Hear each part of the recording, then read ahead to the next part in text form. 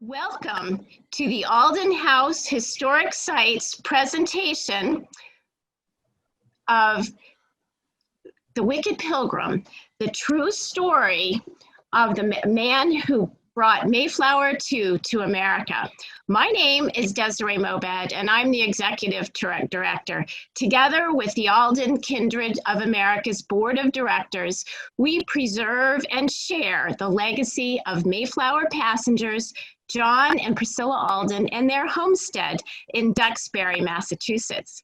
Today's program is the story of how one of America's most beloved icons came into being over 70 years ago. It's the story of a British officer and journalist, Warwick Charlton, with a passion for history and a spirit of adventure, who stumbled across a copy of William Bradford's diary during a long voyage and was struck by the Mayflower Compact they had established to govern themselves.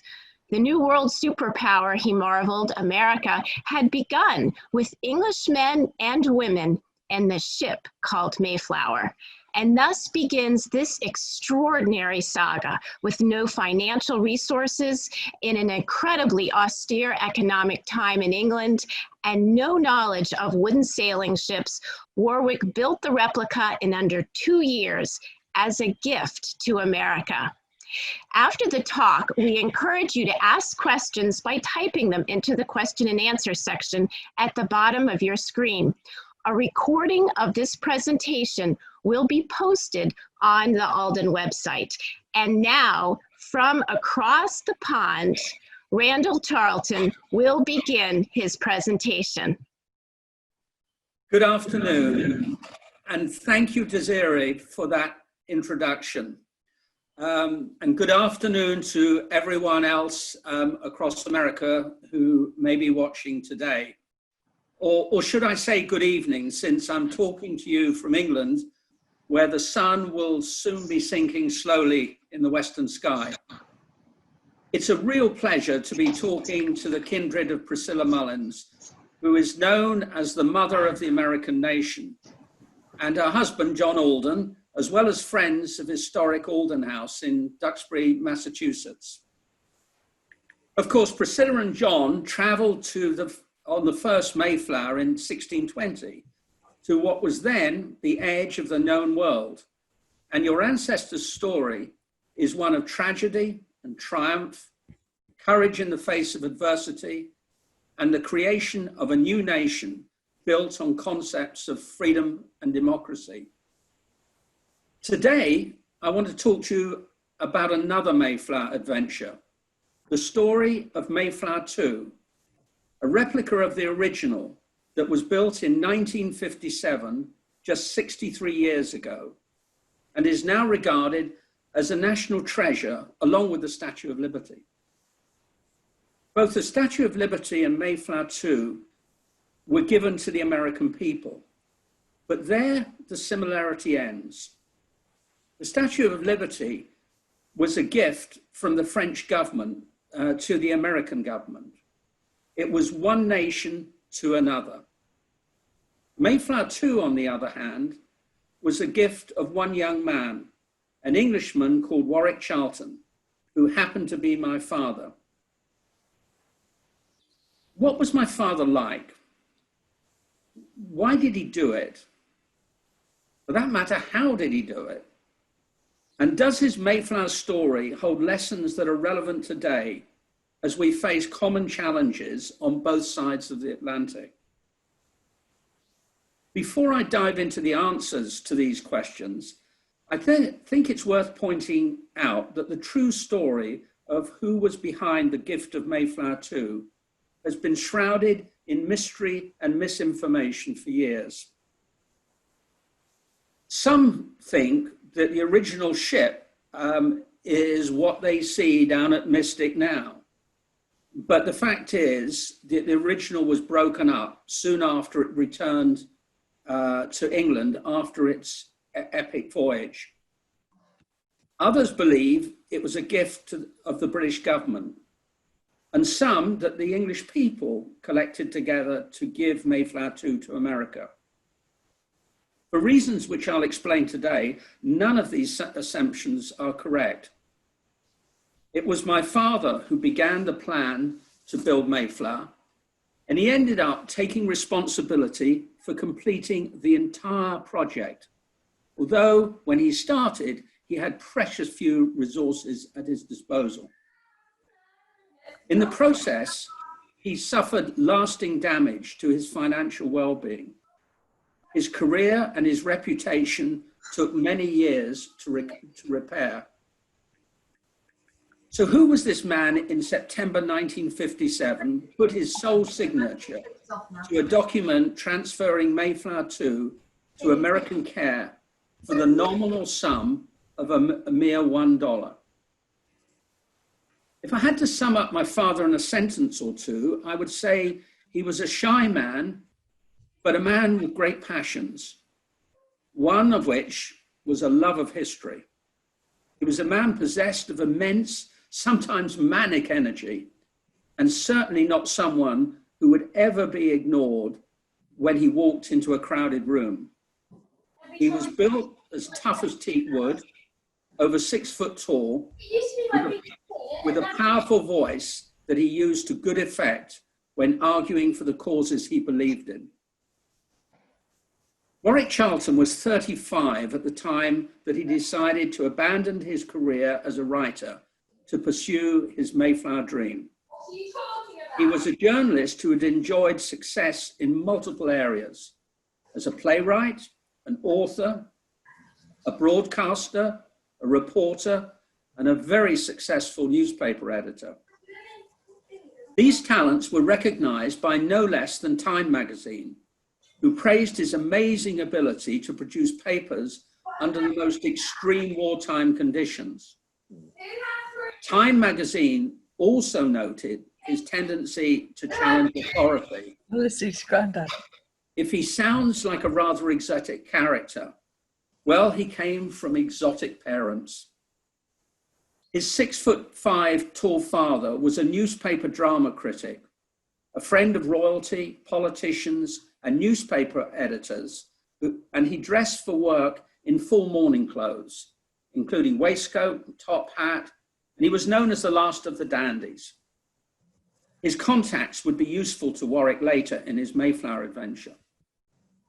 His mother, the daughter of Eastern European immigrants, was very talented academically, but she chose a career on the stage and became a noted performer in the London theatre.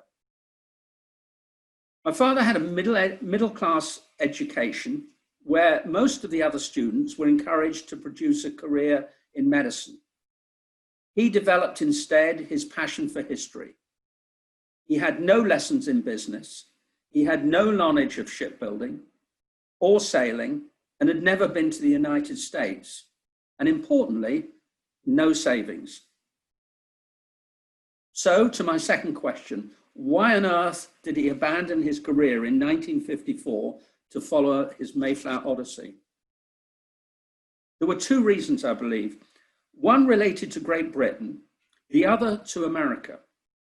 The United Kingdom of the 1950s had emerged from the Second World War with its cities and infrastructure in ruins. At the same time, it had lost an empire that encompassed 1/3 of the world, including Canada, India, Australia, the West Indies, New Zealand, and other major countries. All that was left for post-war Britons was just the boring brick by brick business of rebuilding bombed out British cities. Where was the sense of adventure, Warwick wondered? Where was the food for our spirit? Of equal importance, ever since the end of the Second World War, Warwick had been nursing the idea of a gesture to America that would thank the United States for their leadership role in preserving freedom and democracy in 2 world wars and throughout the first half of the 20th century. As it happened, Warwick had had a front row view of American generosity in World War II.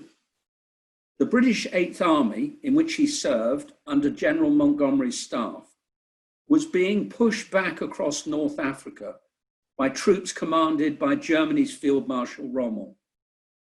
Britain was facing a losing battle, in large part because they had inferior equipment, particularly tanks that kept breaking down in the extreme desert conditions. Warwick was convinced that the war would have gone in a very different direction if America had not supported the Allies at this and other critical times. At one point, Warwick was designated to greet emissaries sent by President Roosevelt and show them round the theatre of war. And one of those included former New York Governor Wendell Willkie. In short order, much better American-built Sherman and Grant tanks and equipment arrived, and the tide of battle turned.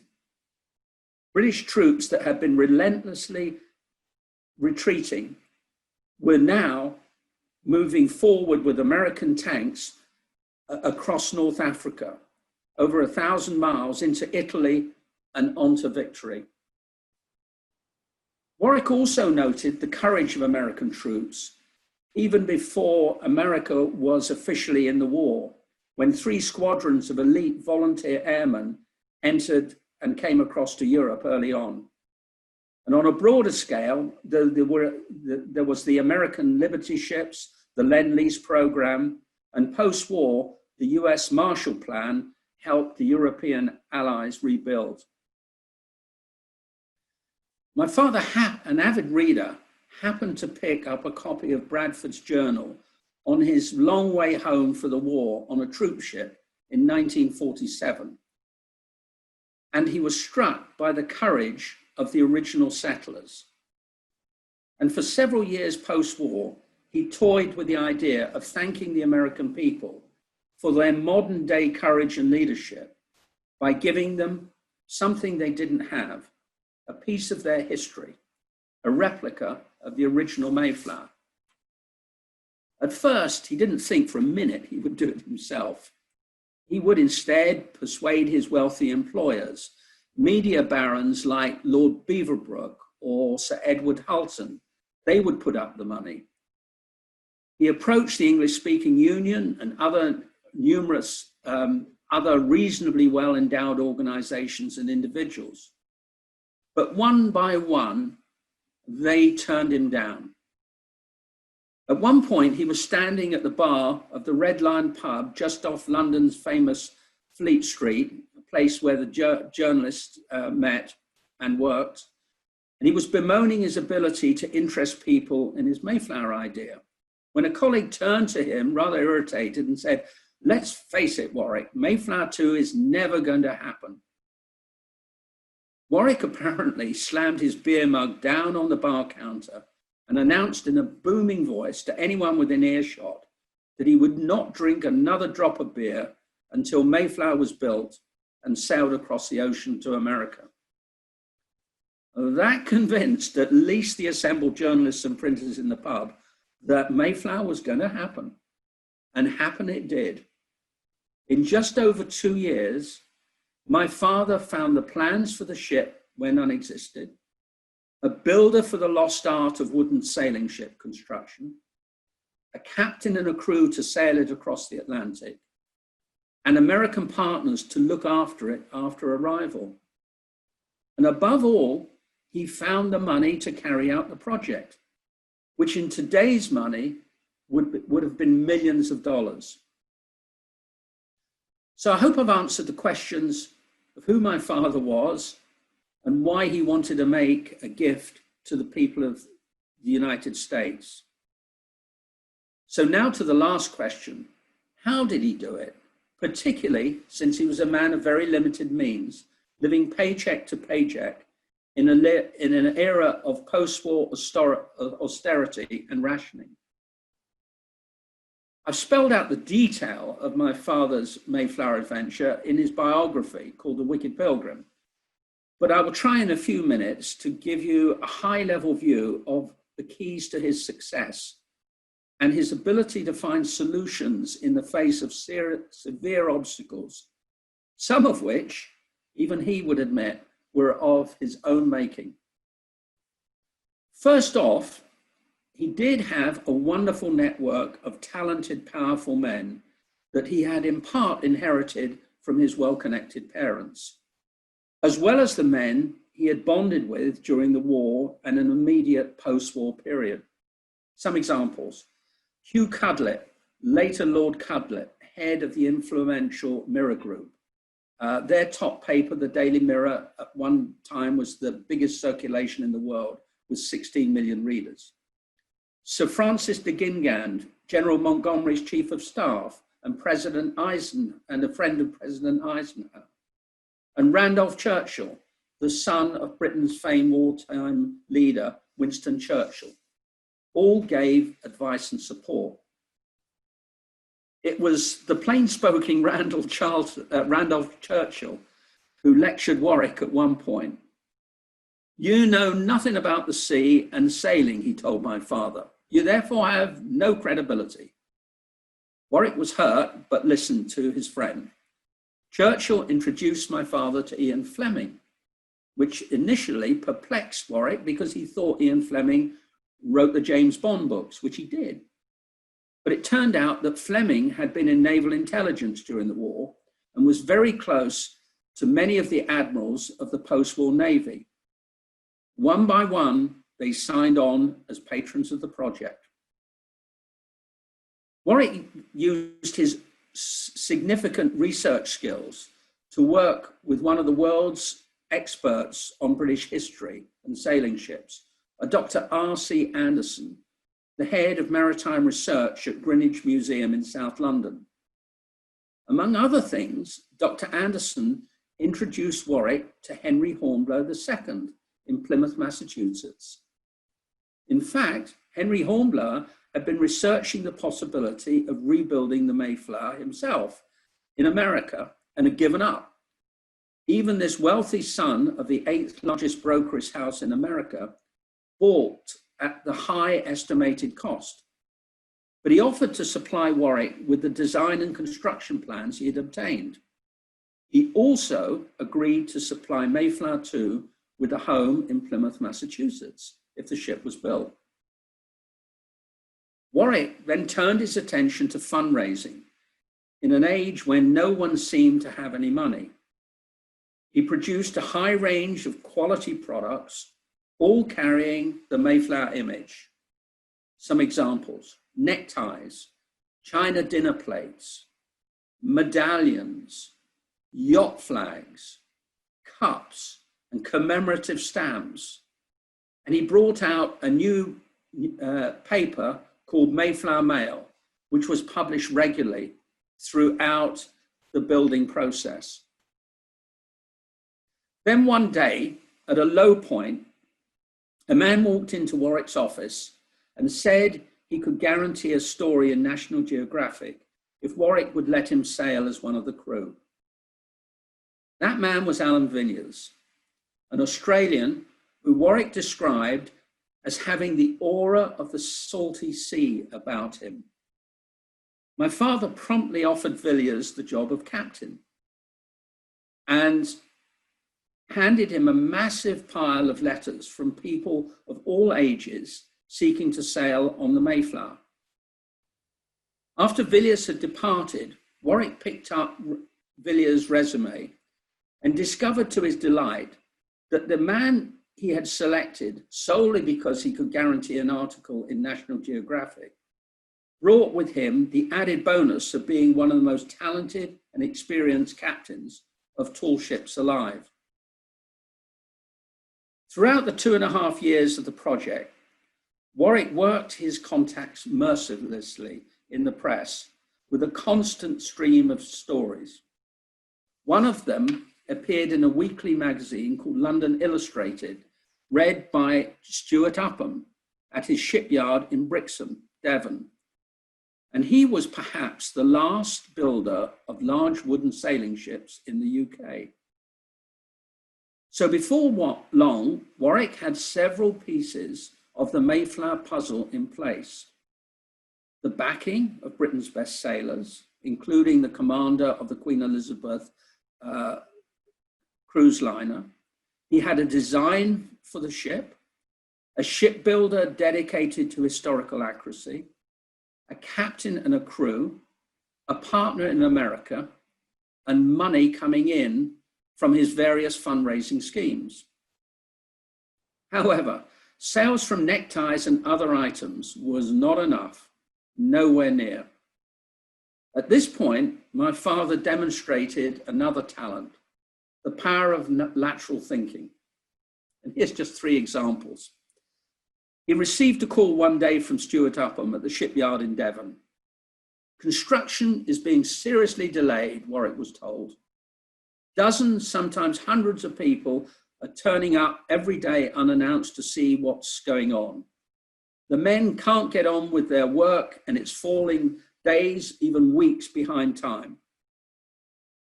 In no time at all, Warwick had the ladies who worked as secretaries in his tiny London office fitted out with Pilgrim costumes and transported 200 miles down to the shipyard in Devon. There they gave guided tours for a modest fee, and the money went directly to help the rapidly increasing cost of the ship's construction. Warwick also collected wooden chipping offcuts from the construction, which was sold to a company who wanted to give them to their clients as Mayflower souvenirs. But it was still not enough. It was then that Warwick hit on the idea of enlisting the support of industry. Companies who provided support in kind, everything from ropes to the right type of wood to promises of food and medicine for the trip, they all received free advertising and editorial recognizing their donation in Warwick's Mayflower Mail. Even with that support in kind, he was still short. So when a friend suggested that he offer British industry the opportunity to buy treasure chests to be loaded into Mayflower II, carrying examples of the best of British goods and services, Warwick jumped on the idea. He commissioned a top Glasgow cabinet maker to produce the wooden treasure chests. And by this time, Warwick had met and become good friends with a man called John Sloan Smith, who was the CEO of Mayflower Aero Transit in America. Sloan Smith offered to transport the treasure chests across the country for exhibition at America's leading department stores after the ship arrived. This effort was perhaps well ahead of its time because it was well before the concept of corporate sponsorship was widely accepted. At the time, Warwick was roundly denounced for dirty commercialism, and he had other troubles.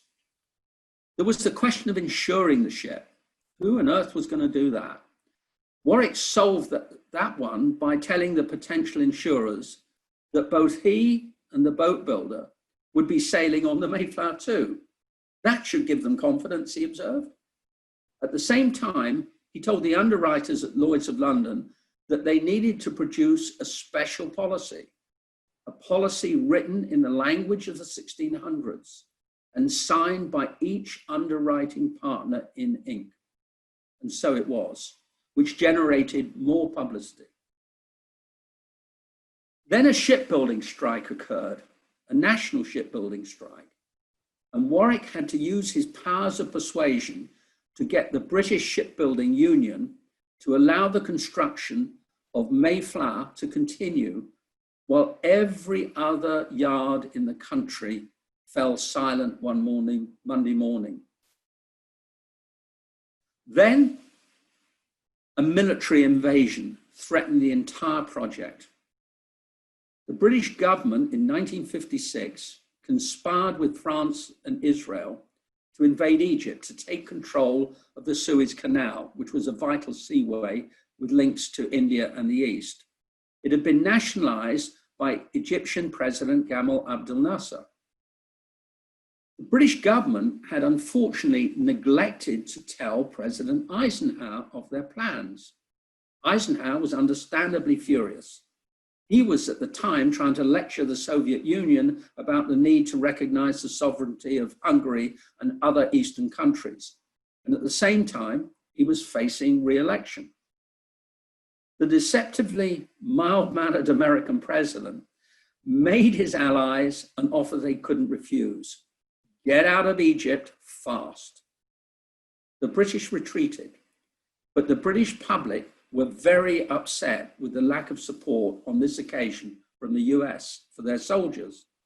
And that put an end to any thoughts of an appeal for public donations to raise the balance of the funds needed to finish Mayflower II and get sailing. Throughout the seemingly never-ending drama of fundraising, Warwick did not always make things easy for himself.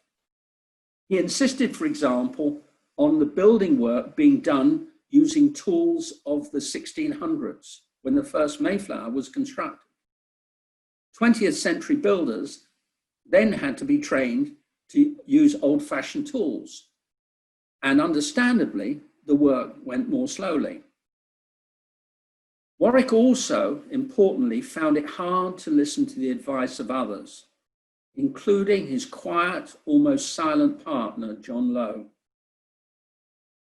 Lowe had organized for the Mayflower II to go on exhibition at London docks for several months, followed by another spell at the port of Southampton, which would have raised more than enough funds to pay off the remaining financial obligations. But that would mean a delay of a year in the sailing to America.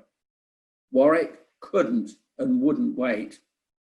He promised his American partners he would sail in 1957, and he was going to do it. He also had little time for the British government, who in turn had little time for him or his Mayflower project. They hoped it would fail.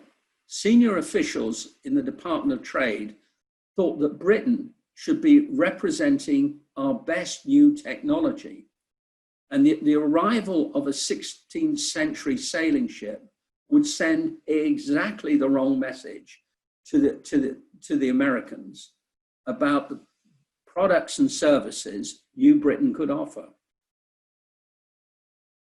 In the end, a desperate and exhausted Warwick willed the ship to sail, and with 33 men and a cat aboard, it arrived safely after 53 days at sea in early June 1957.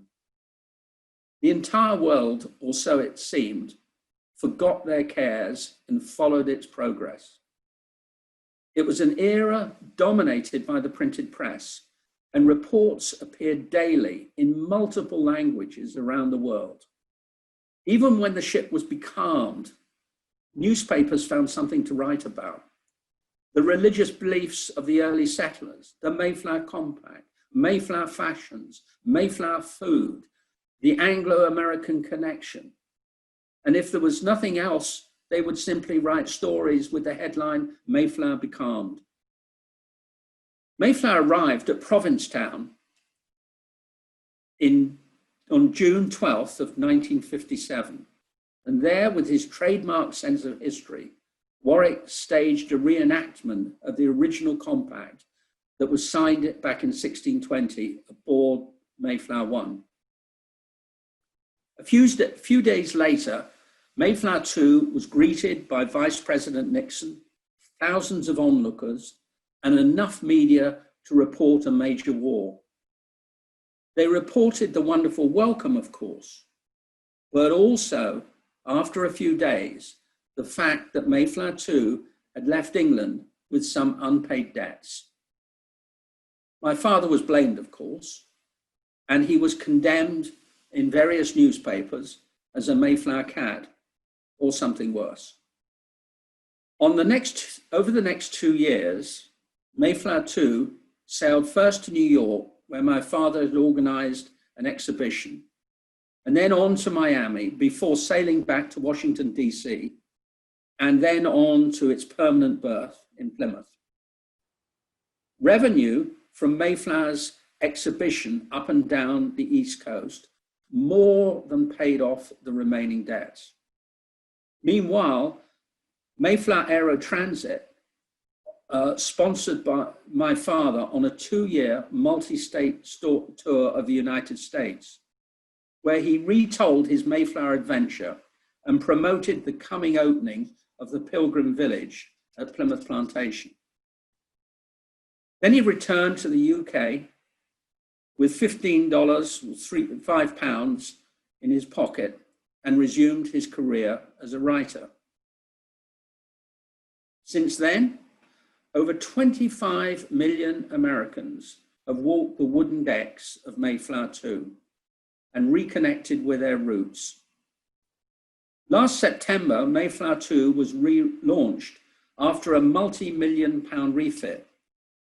Not bad for a ship that exchanged hands for just $1. And as you all know, the ship was due to be the center of celebrations right about now at the 400-year anniversary of the first settlers arriving. My father's dream to establish an Anglo-American scholarship program with surplus funds from Mayflower fees was unfortunately never realized in his lifetime. Although to fulfill that dream, I've begun a small foundation in his name. And one of the first Mayflower scholarships was awarded last year to a student at the University of Plymouth in England who journeyed to Plymouth, Massachusetts for research purposes. If he were alive today, I believe Warwick would have been delighted to see the affection in which Mayflower II is held, and importantly, the commitment to its long-term future. He would actually, I believe, embrace Steve Roeder, the stepson of Henry Hornblower, his original partner, for Steve's commitment to restore Mayflower II. And I'm sure he would have plenty of advice for Steve, whether it was asked for or not. He would, for example, probably suggest it was time to sail the ship around the American coast, maybe through the Great Lakes, and then back to England, perhaps bearing the best of American technology and treasure chests. I think he would also repeat his belief that America and Britain still shared common values. And as once more they face a common problem, one that recognizes no national boundaries, they should work together. And I think he would urge us to work together to solve other global issues of health and climate change, and to support freedom and democracy around the world. There's a lot more I could tell you about Mayflower II, but I hope I've answered the questions I set out at the beginning of my talk, to tell you about the man who gave Mayflower II to America, why he did it, and how he succeeded in spite of a series of enormous challenges. Now I'd be delighted to answer any of your questions.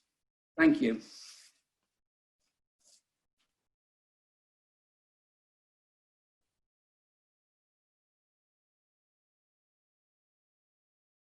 Randal, thank you so much for that wonderful presentation. Absolutely fascinating. I know we've started to get some questions and some comments in the chat. So we will go ahead and get to those. I also want to welcome some of our participants who are joining us from across the pond in England, from the universities and even from the BBC. So as the questions come in, Randal will be very busy. So let me go ahead and get started. One of the first questions was, what was in the treasure chests? Where did they go when they got to America? And, you know, again, appreciating that Mayflower Movers connection. Many of us remember those trucks that were so popular. Right. Well, as many of you know, the company is still in America and thriving today. But to answer the question, each company that sponsored a treasure chest, and they paid £460 at the time, which a number that Warwick worked out on the basis that that was the amount by which his bill at Upham Shipyard was going up every week. So that's how he figured out £460. And each purchaser was allowed to put in their own products, which could be food, could be medicine, it could be souvenirs, whatever that particular company was manufacturing. There were a couple of treasure chests where he didn't charge. And one of them, which he was really honored to receive, was from Sir Winston Churchill himself, who was out of office by this time, but gave, I think it was 200 copies of his History of the English-Speaking Peoples. Another was a gift to President Eisenhower at his ranch in Virginia of British animal feed. Apparently the president had a big herd of, I think it was Angus cattle. So, but all the rest were picked up by Mayflower Transit. And first, I believe they went down to New York, and then to the major department stores of the time. I can't remember all the names of the department stores, but I think Filings was one in Boston. And there were other major department stores that they went to in Chicago, and then right across the coast to California. Thank you. So how about this one? In your book, they love the story about Mayflower II being first launched and almost tipping over. Yeah. Can you tell us a little bit more about that? Yeah, I can. And, you know, this is a little bit where Warwick Charlton gave himself later in life the name of a wicked pilgrim, because he admitted that he had to sail close to the wind sometime, as he put it. What happened was that when the ship was launched, it went down the slipway out of the shipyard, went sailing across Brixham Harbour, and then listed over at 45 degrees. And the captain, Stuart Upham, and his two sons were on the ship, and it nearly went over. The assembled press then wrote a story, and some of them were expert sailors. And one of them said, I give this ship only a 50-50 chance of making it across the ocean.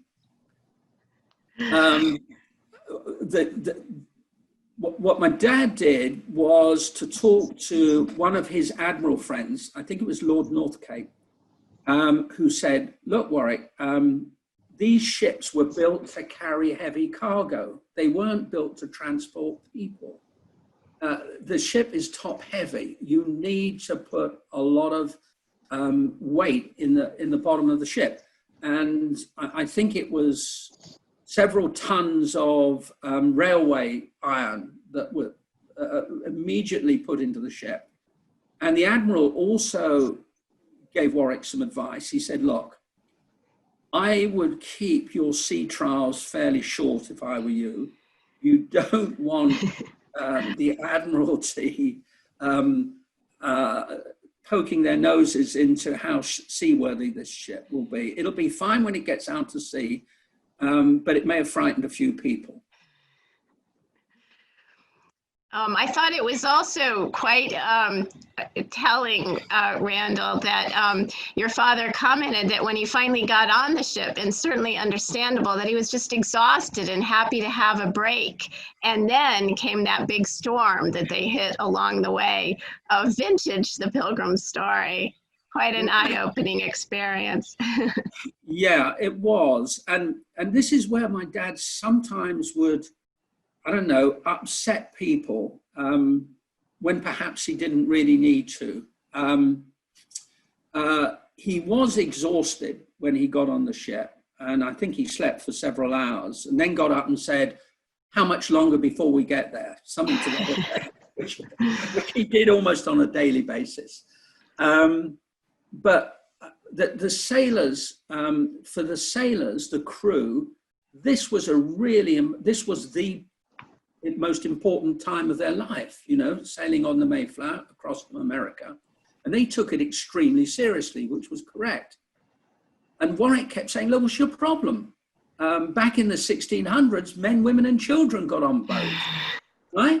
I mean, there was almost as many children as there were adults on the first Mayflower. Relax, you know, we went around the world. So he didn't perhaps show really competent sailors respect for their skills until that terrible storm when they were getting close to American shores.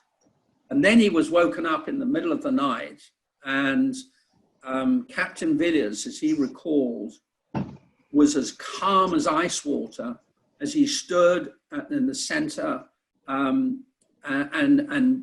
gave instructions to haul in sails and what to do. And, you know, after a few hours of drama, Villiers said, look, I think we're through it. And Warwick went back to his bunk bed where he had to be strapped in.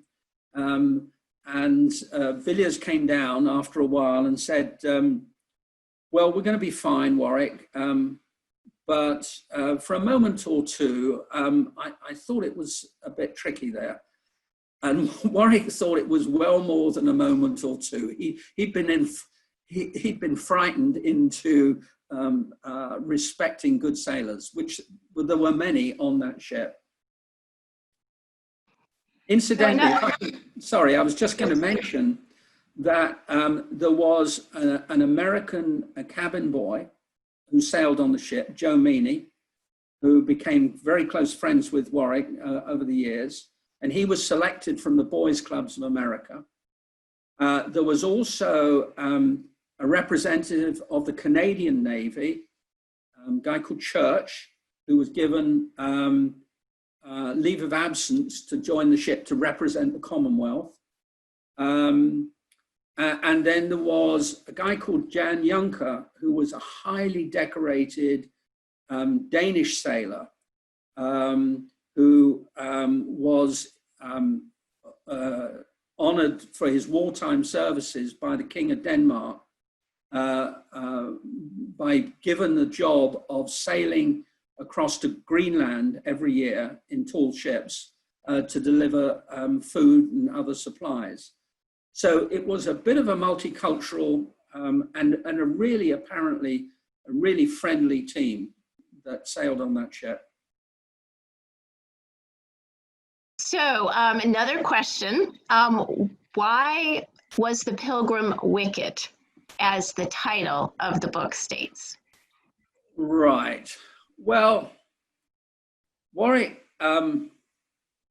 it was a title Warwick gave himself because, as he put it, sometimes I had to put the rules of engagement to one side and do what I had to do to meet my objective. I'll give you one example. The British Ministry of Trade were not at all keen on this ship, which when it was built was regarded as extremely valuable, being given to the richest nation on earth. When Britain was facing severe austerity, there was still shortage of a lot of things. And in Britain at that time, you could only, I think it was, you could only take £10 in foreign currency abroad. And here he was with a ship which at a minimum had cost well over, $600,000, and he was going to give it away. So he said to the government, don't worry, I'm going to sell it. So they gave him permission and he sold it for $1. Now that was a bit naughty. But there were other things that he would do, both small and large, which were designed to get to his objective. I'll give you another example where, how can I put it? He was economical with the truth. Life magazine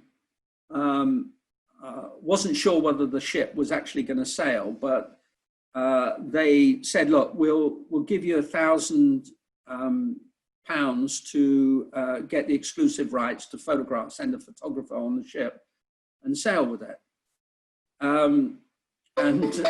Warwick put out a press release denying that Life magazine had paid £10,000, not one. He denied it in the press release. It says absolutely untrue, and rumours to the contrary are scurrilous. What he was trying to do was create a sense that everyone was jumping on board the ship and the idea of the ship, and they were keen to sponsor it. But at the time when Life magazine paid that 1,000, all he had was Captain Villiers, who used to write occasionally for the National Geographic, agreeing to place an article there. So while he had a lot of principles, he sometimes bent them a little bit. So how about what kind of modern technology did the Mayflower have on board as they traveled across the Atlantic in 1957? Oh, that was a great question. Whoever asked that, Warwick didn't actually want any technology on board. And his admiral advisor said, look, Warwick, at the very least, you've got to have a radio. Warwick said, why? The original Pilgrims didn't have a radio. They just had to look up at the stars. And his admirals reminded Warwick that the Atlantic Ocean was a lot busier in the mid-1950s than it was in the 1600s. So he did have a radio. He also, as many of you will know, the original Mayflower travelers suffered from, poor diet and arrived in poor health, which caused them, enormous difficulties in that first terrible winter. Warwick, on the other hand, had good food, and he also had a doctor on board. But Warwick wasn't satisfied with modern medicine. So he said, look, in those days, if they'd taken a doctor on board, they would have taken some leeches to do some bleeding. And halfway across, when there was nothing much going on, he agreed to be held down, and Doc Stevens took the 4 leeches he'd brought along out of the jar and applied them to Warwick's bare chest while he was held down by the other crew members. And the leeches had a feed and then promptly died the following day. So all I can say, he was strong-blooded man. There was not a lot else by way of modern technology. So what about, how did they identify themselves besides the flag? Did they have anything that helped with that? Well, they had the radio, of course, and they were an item of interest. So some of the big ships that were going back and forth, including the Queen Elizabeth and British Ark Royal, a great troop ship, they would sail close. There was a Belgian passenger liner that came close, and they would sometimes, if the weather permitted it, there would be an exchange of, a boat would go across from one ship to another and come back to the Mayflower with some fresh food or supplies of one sort or another, and they would offload mail. So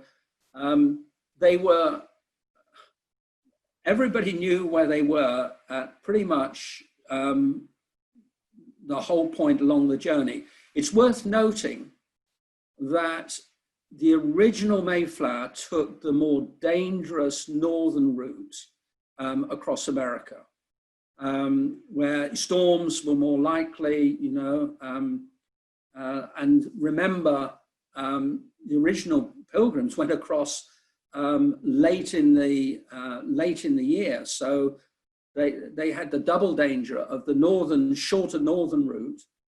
But Captain Villiers, this is one point at which he actually disobeyed Warwick. Warwick was later grateful for it. Warwick thought they were going to be going the northern route, but when we got out of the English Channel, Villiers took him to one side and said, "Look, Warwick, I've got to get this ship there safely. It's much better. You know, we're still new to this ship. It had only had a few days of sea trials because of that, you know, awful lurch over to one side when it was launched. We're much better off going down to the south where we can stay clear of bad weather." And they did, and it took 53 days, a lot longer than Warwick had hoped. But everybody arrived safely with you know, and there was that one scare of a fairly bad storm just off the American coast. So, so there have been attempts to build a Mayflower replica before, and then more recently in England as well, but no other project ever got off the ground. Why do you think Warwick managed to make it work? Well, he was a man, as I said in my talk, of manic energy, combined with a love of history, and he would just keep going to get whatever he did done. You know, during the war, the Second World War, when he was on General Montgomery's staff, he was editor of the 8th Army News. He produced the paper in the desert under a tent with flies buzzing around him on a second-hand Remington typewriter. And the paper would be delivered to the troops throughout the battlefield, but also some would be flown home to Britain. And some of his leader articles would end up very quickly being waved around in the Houses of Commons with MPs saying, you know, here in the 8th Army News, they're saying the soldiers are not getting proper cigarettes. They're not good quality cigarettes, or they're not getting enough of entertainers, whatever the problem was. And he found that within 24 hours from a place where he had very few resources in the desert, he could get governments to change their plans, including, you know, political plans. I think he was just a man of great passion who didn't know how to say no to things. And that's the only answer I can give you. He just was not prepared to stop, no matter what the cost to him personally, until it was done. And the cost was very heavy. You know, he regretted for the rest of his life the fact that he hadn't listened to the quiet voice of his silent partner, John Lowe, who said, "Look, dear boy, if you just wait, we can get enough income to pay off the balance of the debts with an exhibition at London Docks, which had been agreed by the City of London and then followed in Southampton. And if he'd done that, who knows, he might have had the recognition for what he achieved, which in my view is quite phenomenal. So there is some interest about those wonderful Mayflower II collectibles that Warwick had come up with. I know the postcards are available on the website where you can also find the book at thewickedpilgrim.com, but are there those collectibles available anywhere else today? Yes, they are. You can either through the Alden Society, and I'd like to thank you, Desiree, for and Terry, your co-director, for the wonderful support and interest you've shown, without which we couldn't have done this with me sitting here in London. I can't believe it. And just as an aside, can I mention to many of the folks who may be listening, I'm not far from the Alden, the home of Priscilla Mullins and John and the other people in Dorking Museum. And I've been there and thoroughly enjoyed the Alden story, which I think is absolutely fascinating. But as to the book, it's available, of course, on Amazon. It isn't everything, as well as independent bookstores. There are at least a couple locally in Plymouth. And if you go on the website, Mayflower Event News or thewickedpilgrim.com, I think you'll find where you can get the book and some of those postcards. So we have another question too about the insurance certificate that you showed, and also just those pieces of history that relate to the building of the Mayflower. Where are they today? Oh, good question. Many of the artifacts which we've had in the family, as well as copies of contracts and other documents related to various agreements that Warwick entered into, are on display at a lovely museum in Lincolnshire, in Gainsborough.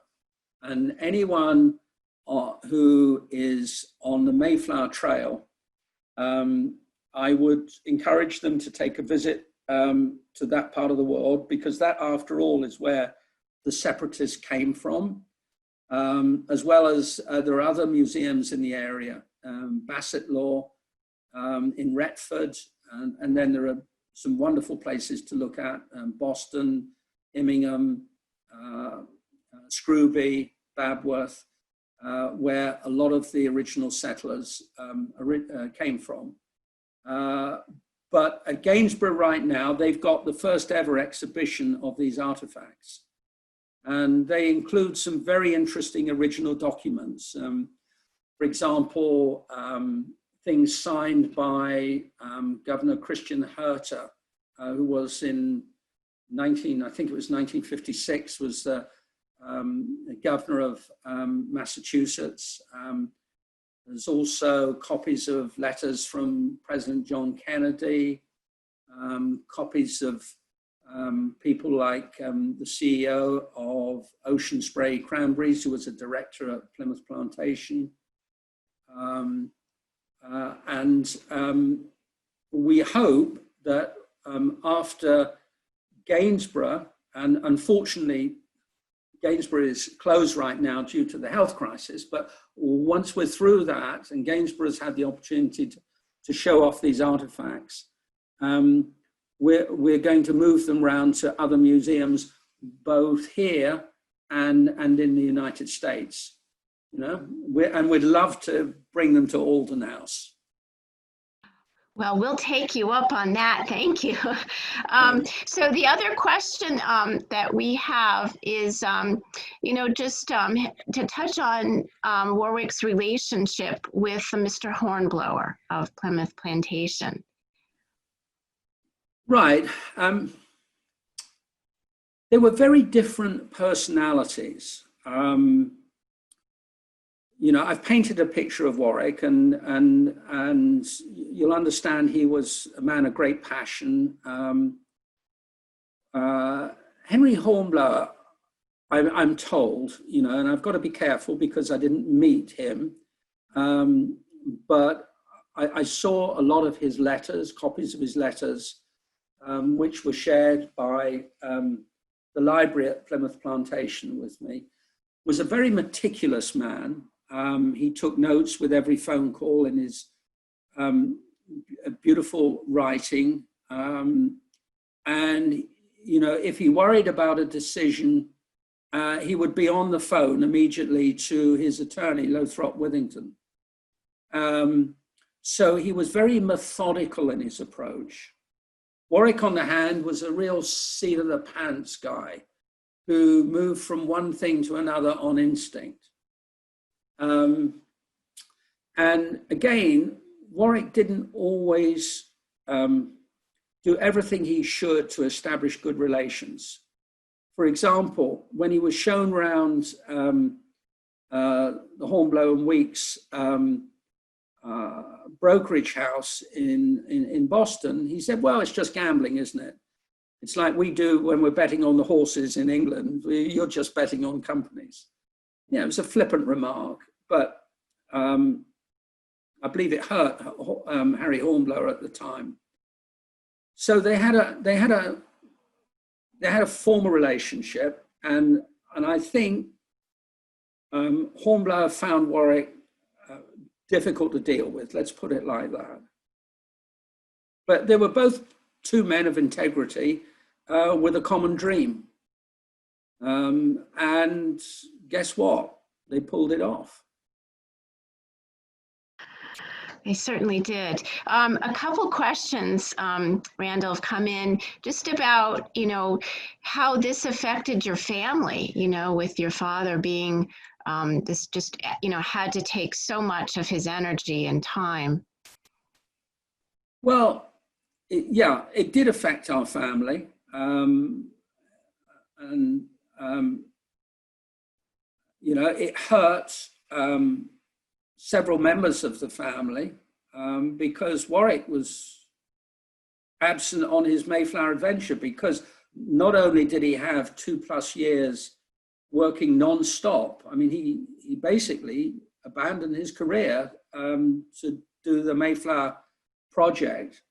And then when he got there and he realized that there was the problem of making sure that there was enough revenue, he spent 2 years doing what he thought was the best thing he could do to support the Mayflower story, which was touring sponsored by the Mayflower Transit Company.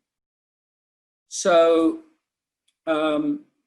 without going into detail, you know, our family was in a state of flux at that time. But as the years went by, myself, my sisters, and my brothers, we all became really close to Warwick. You know, at his death in 2002, in December, we were all there, and we are today, I would say, as close as many brothers and sisters in a family can be. So, and he left a legacy in which, you know, not me, but, you know, some of my siblings have gone on to do some pretty outstanding things. You know, I have a brother, for example, who's a distinguished doctor at the University of Chicago, and I had a sister who's been an impresario, working with ballet companies around the world. And the others have all done great work. And they've all, you know, how can I put it? They've been inoculated with Warwick's attitude that there's a solution to everything. So there are many questions and comments, Randal, wanting to know when you might be coming to the Plymouth area, and maybe how people can get in touch with you so they can invite you to come and speak, or make some of these other wonderful presentations. Well, I'd be delighted. First off, anybody's welcome to. I'd love to hear from anybody with questions or comments at Randal, R-A-N-D-A-L .Charlton, CHARLTON at Comcast.net. At the moment, my wife and I, we were supposed to be over with you, following the trail of Mayflower as it went up the coast to Newport and then on to Boston and then down to Plymouth and Provincetown. And I was looking forward to a summer in Massachusetts. I've lived in America for 30 years and I have a small home in Detroit. At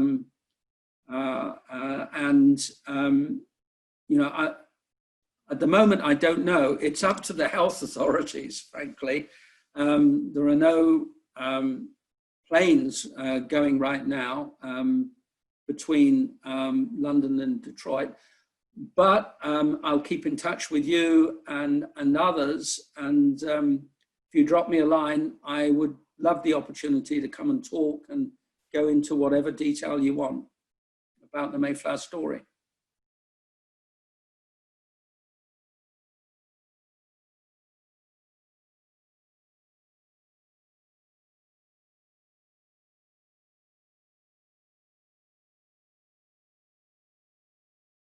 Thank you, Randal, for sharing this wonderful story with us. We're about at our time, and so we'll be wrapping up this. I do want to remind everyone that this recording, it will be available on the Alden website at www.alden.org. Please also visit thewickedpilgrim.com for more information about Randal, this book, some of the commemorative items that they offer, and to contact him as well. So again, thank you all for joining us with this presentation, and thank you, Randal, for your time and for sharing this fascinating history of this much beloved national icon. Well, thank you all. It's a pleasure to be back, even through the internet, connected to my American friends. Thank you. Thank you.